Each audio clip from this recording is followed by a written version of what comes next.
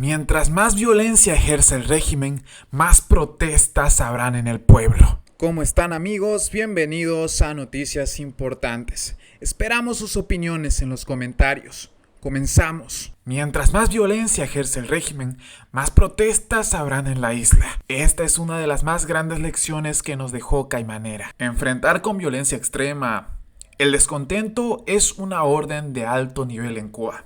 Los golpes están autorizados desde el llamado al combate que hiciera Miguel Díaz-Canel durante las históricas protestas de julio del 2021. La prioridad del Partido Comunista de Cuba y la seguridad del Estado es que no haya otro 11 de julio. Por eso en Caimanera se actuó rápido.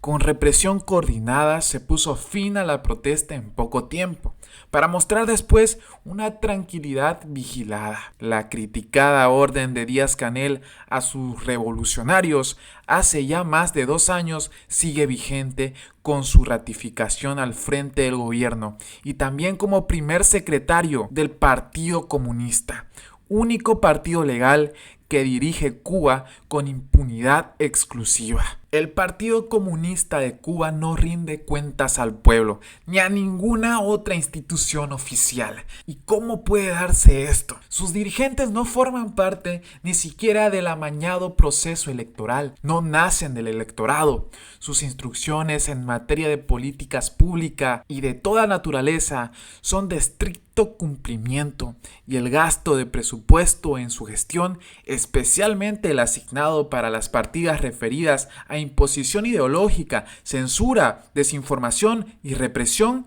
no es objeto de fiscalización. Ni la Contraloría General ni el área de auditoría de la Fiscalía General cuentan con libertades para la fiscalización de los eventos, procesos y gastos que lleva a cabo el Partido Comunista de Cuba. Ninguna organización, menos el ciudadano cubano, puede acceder a tal información o exigir transparencia de cuentas.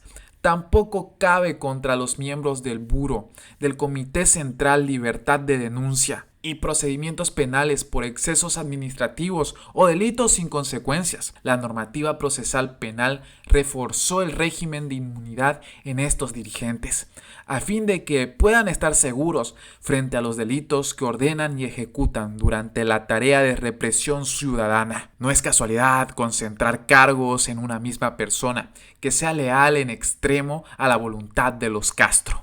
El directivo, diputado o delegado de cualquier nivel que no rinda pleitesía cesa en funciones por imperio del mecanismo de control establecido en el Decreto Ley 13 del 2020. Mientras en la cúpula de poder se sienten machos alfa, no habrán diálogos abiertos ni inclusivos, no habrá oposición ni disenso reconocido que los debilite. No habrá leyes que garanticen el derecho efectivo a reuniones y protestas. No habrá promoción de libertad de asociación y no habrá derecho a desarrollar ninguna libertad, derecho o garantía constitucional como la expresión, información, comunicación, pensamiento y prensa sin consecuencias penales para quienes osen poner en jaque a la élite dominante. Las nuevas leyes procesales y la orgánica de tribunales de justicia serán meras declaraciones muertas, un amasijo de contenido que solo sirve a la desinformación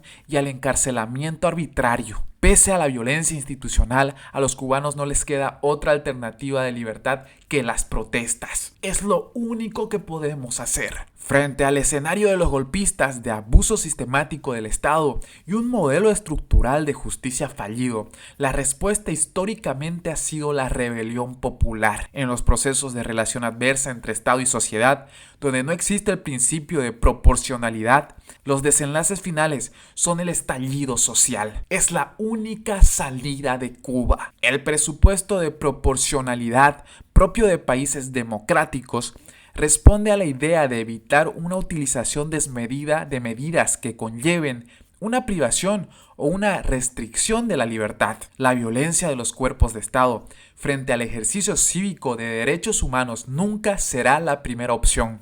como se ha visto una vez más en Caimanera. Por otro lado, es cada vez más evidente la ilegitimidad del poder instituido a base del terror en medio de un fracasado modelo político, económico y social. Desde el referéndum constitucional de abril del 2019 hasta el presente se ha podido constatar, analizando cifras oficiales, que como mínimo más de 3 millones de nacionales de una forma u otra están hartos del sistema.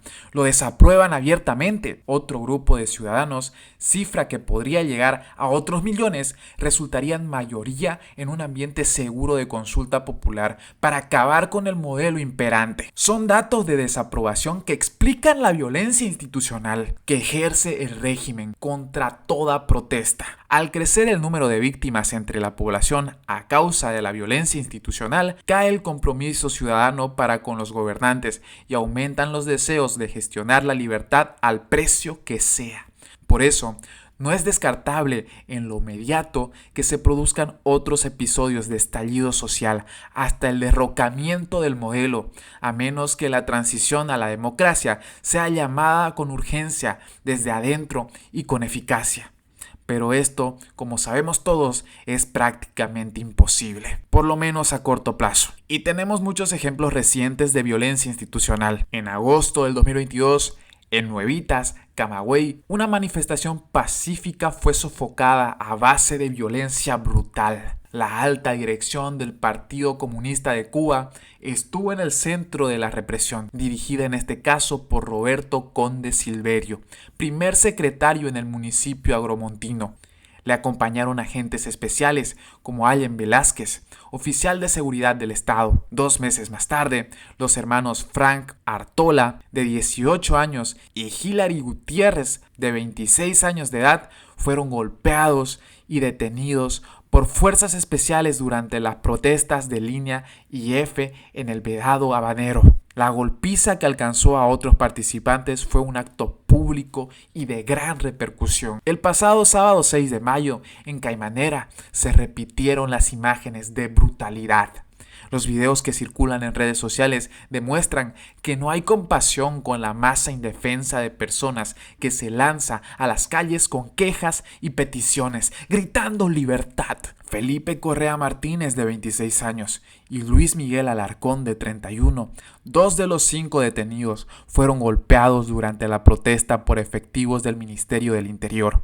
Ambos están con privación de libertad en una unidad de delitos contra la seguridad del Estado, con amenaza de ser juzgados y condenados. Autoridades prometieron a sus familiares que serían liberados, pero luego anunciaron que tendrán que esperar en cautiverio el inicio del proceso penal. Esta ha sido la pauta desde el 11 de julio, una manera de borrar las huellas corporales de las golpizas a los detenidos con el paso del tiempo en aislamiento.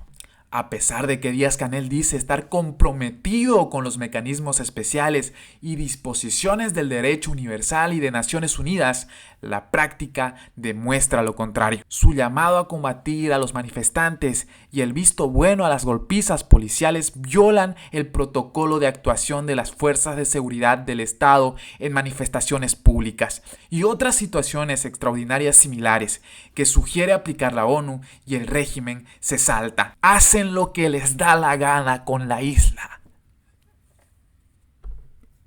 Y bien amigos, así vamos terminando las noticias importantes del día de hoy.